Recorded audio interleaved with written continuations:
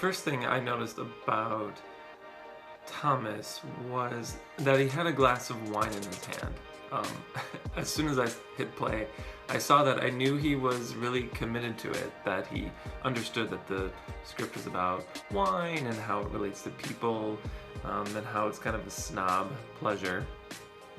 Well, who was the lucky boy?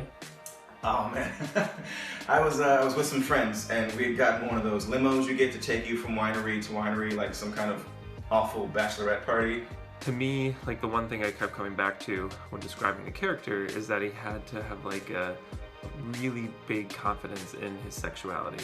Everything about him kind of like oozes sexualness, you know. I mean, he is the guy that both of our protagonists have been with.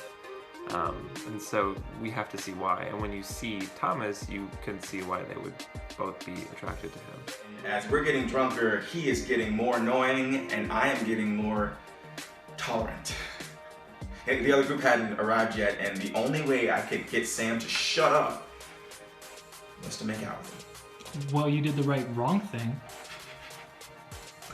Yeah, we were about 10 seconds in before the vineyard asked us to leave. The very first beat of Tommy's audition, you get an immediate sense like, oh, wow, this could be our guy. This is the person we're looking for. Just very effortlessly charming and sexy, but also very grounded.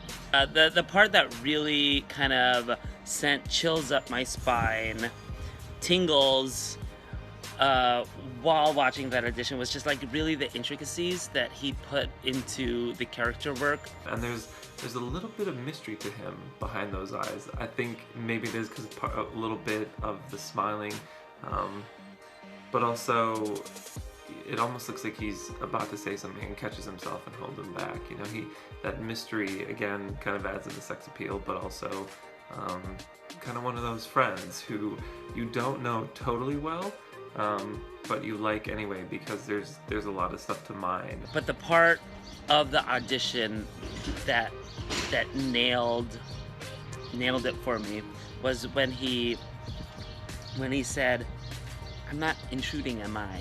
The warmth and empathy, sincerity that he is able to translate with his body and his face was exactly who we were looking for.